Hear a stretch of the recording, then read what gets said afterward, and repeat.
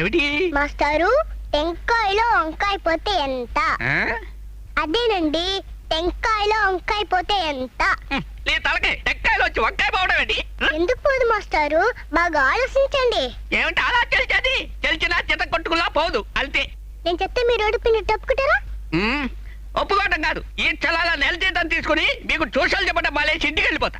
అంకయ్య వంకాయలు పట్రా. అలాగే.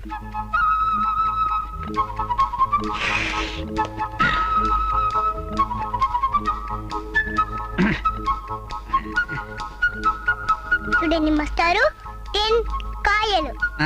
ఇందులో వంకాయ తీసేస్తే 9 కాయలు. మీరు పిల్లలు కాదు, పిడుగులు. మీకు పాఠాలు చెప్పడం లాభంలా కాదు. పోండి. ఏమిటి మీకు చదువు సంధ్య చెప్పకల్లా? మీకు వస్తే కదండి వీళ్ళకి చెప్పడానికి. మన దగ్గర నేర్చుకునే